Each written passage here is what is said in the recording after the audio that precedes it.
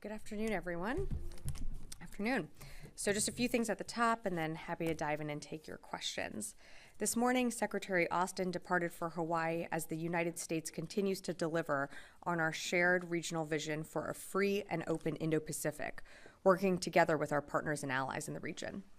Secretary Austin will preside over the U.S. Indo-Pacific change of command between Admiral John Aquilino and Admiral Sam Paparo. I will leave the full accolades to Secretary Austin tomorrow that he will deliver in his remarks, but the department is very grateful to Admiral Aquilino for his decades of service to the U.S. Navy and to the United States. Also in Hawaii, Secretary Austin will meet bilaterally with Australian Deputy Prime Minister and Minister for Defense Marles and Japanese Minister of Defense Kiyahara. The three leaders will also convene together for a trilateral defense ministerial meeting. And finally, Philippines Secretary of National Defense Teodoro will join for the second ever multilateral meeting of defense ministers from Australia, Japan, the Philippines, and the United States. Each meeting will cover a range of important topics on deepening defense and security ties among our nations. And of course, Secretary Austin will meet with service members supporting the Indo-Pacific Theater. We will have more on all of these meetings in the days ahead. Switching theaters, this year marks the 20th anniversary of U.S. Africa Command's premier and largest annual exercise, African Lion. 27 nations alongside NATO will contribute more than 8,000 personnel to participate in African Lion 2024, which takes place in Ghana, Morocco, Senegal, and Tunisia from April 29th through May 31st. African Lion provides an opportunity to conduct realistic, dynamic, and collaborative readiness training in austere environments. African Lion increases interoperability and strengthens shared defense capabilities and cooperation to counter transnational threats and violent extremist organizations. The exercise is a testament to the dedication participants have to enhancing security and collaboration across the continent. And staying in the AFRICOM AOR, U.S. Naval Forces Africa, U.S. Marine Corps Forces Africa, and the Ghana Navy are leading the African Maritime Forces Summit and Naval Infantry Leadership Symposium Africa this week in Accra, Ghana. Military chiefs and governmental leaders from more than 40 countries, including 30 African nations, are participating in a series of panels and focused discussions concerning maritime security and collaboration. These discussions and connections will improve interoperability across domains and continents, strengthening strategic-level relationships to help facilitate better regional cooperation when dealing with maritime threats. And with that, I'd be happy to take your questions. I'm going to go to the phones first because we have Lita Baldor joining us virtually, and then we'll come in the room. So, Lita. Thanks, Sabrina. Can you bring us up to date on the construction and ongoing process involving the pier off Gaza? And can you give us any sense when they might start any movement of humanitarian aid to the pier, or at least through the inspection process? Yep. Thanks, Lita, for the question. So in terms of an update on JLOTS, so as of today, we are over 50% complete on setting up the pier. The floating pier, you'll remember there are a few different components to this pier and the JLOTS operation. The floating pier has been completely constructed and set up. The causeway is in progress.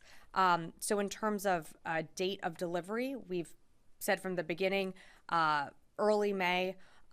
We still believe that we're on track to meet that, but I don't have an exact date for you on when humanitarian aid, when we're going to see those first trucks going into Gaza.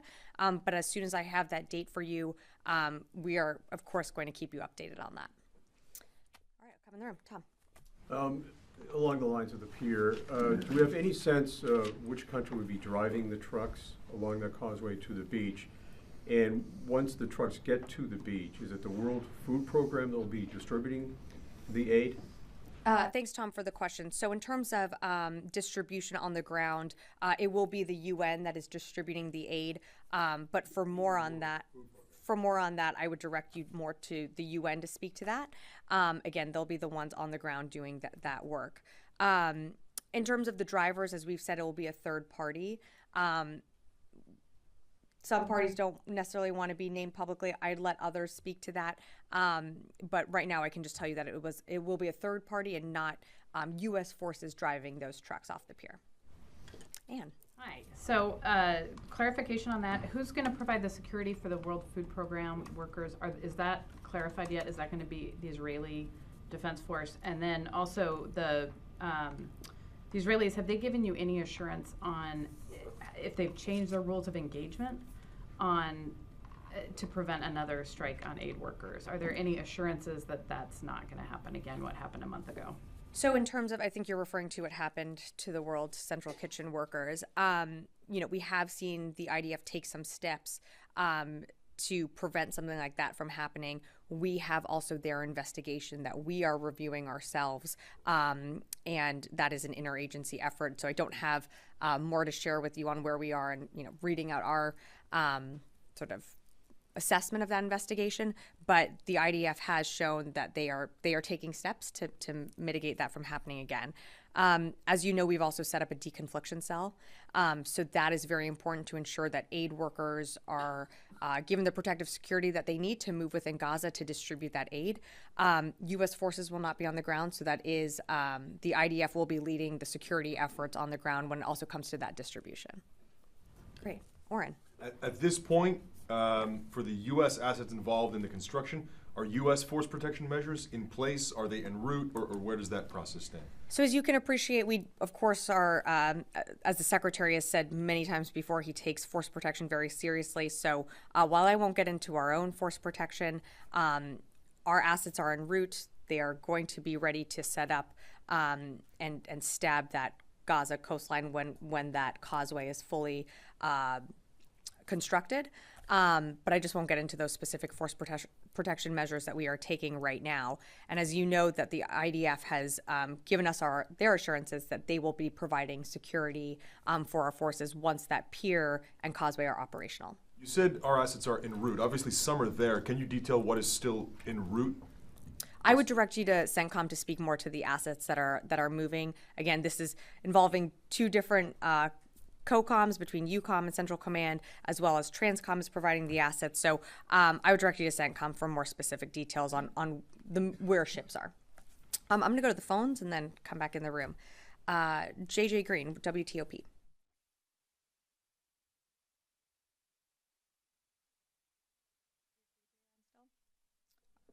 Okay. If not, Dan Lamoth, Washington Post. Hi, Sabrina. Thanks for your time. Sorry about that. I'll come back to you. We'll go to JJ first. That's fine. I'm sorry. Russia is trying to take advantage of the gap between approval of the weapons package that's intended for Ukraine and the actual delivery of these weapons. We've seen a number of different attacks in places that are very vulnerable right now. And we've also heard from the Ukrainian military that they know that these weapons are going to make a difference, and Russia knows it. So can you give us an update on the delivery of weapons and items that this package would make it available for them? Thanks, JJ, for the question. As soon as we were able to announce that $1 billion PDA, you've heard the Secretary and the President speak to this. We had pre-positioned some weapons and capabilities, so we were ready to support Ukraine almost immediately when that PDA was announced. So whether it was air defenses, artillery, ammunition, that continues to flow to Ukraine, but was almost pretty immediate on getting into Ukraine.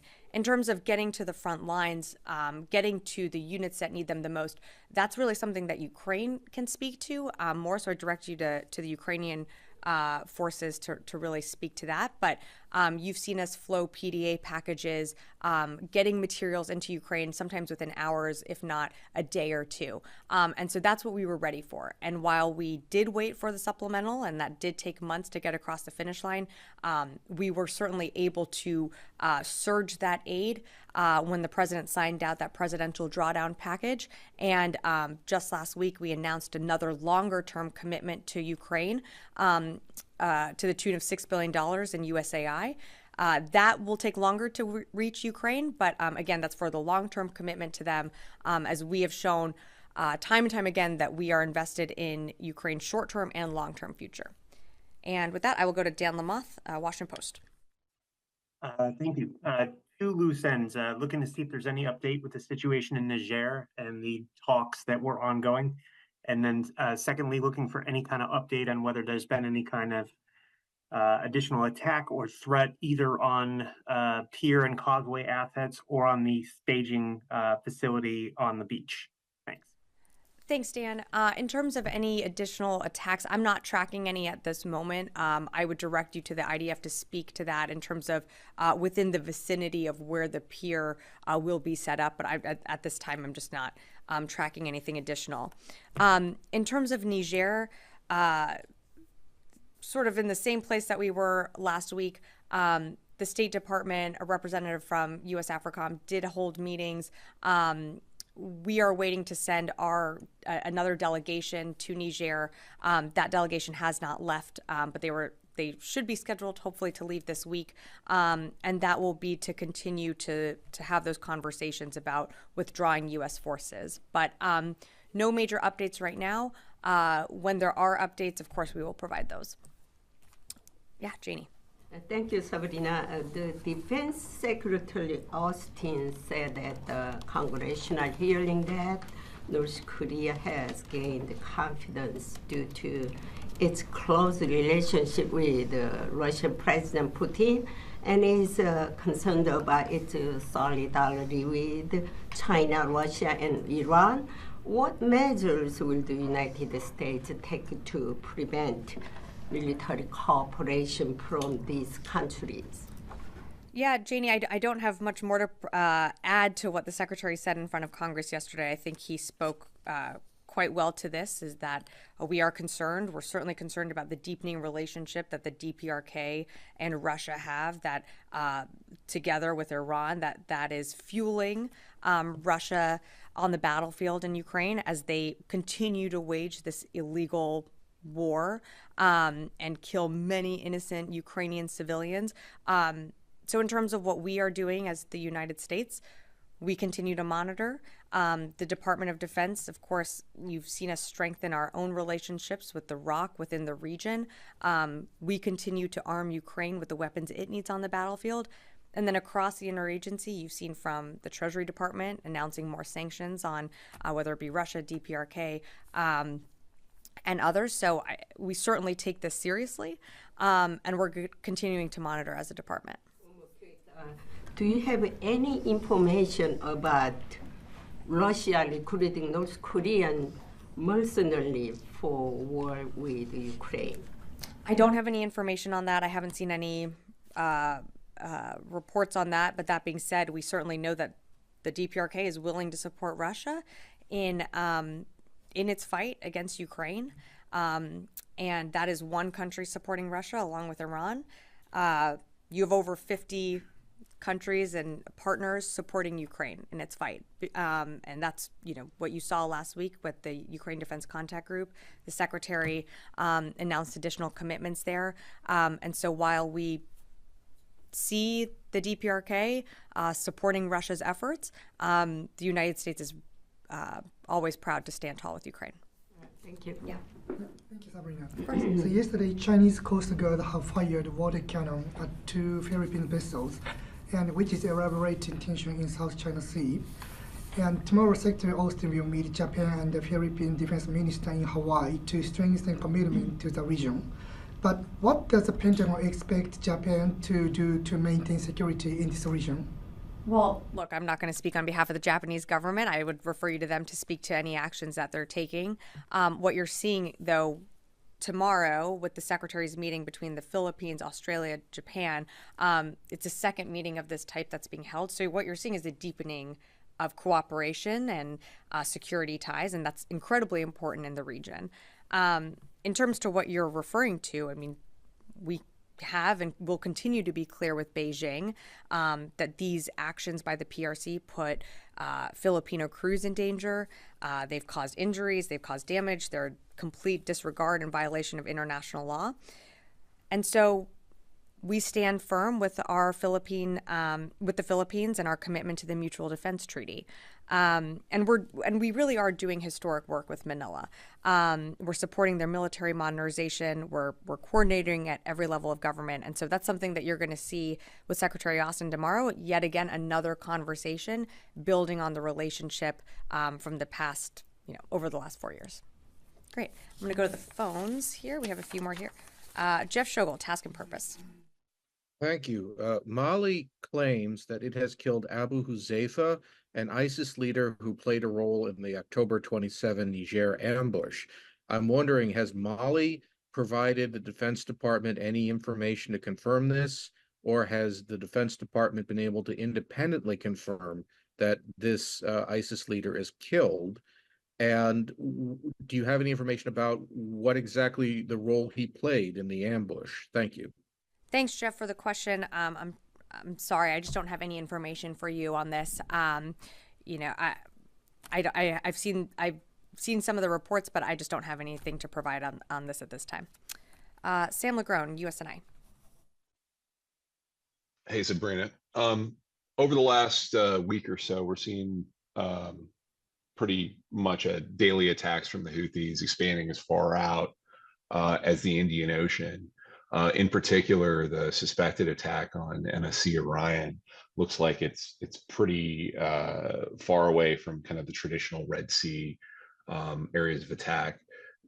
Are y'all looking to sort of expand the scope of Prosperity Guardian or any of the other sort of deterrent patrols or protection patrols beyond kind of the Red Sea and Gulf of Aden and get into the Indian Ocean? Thanks.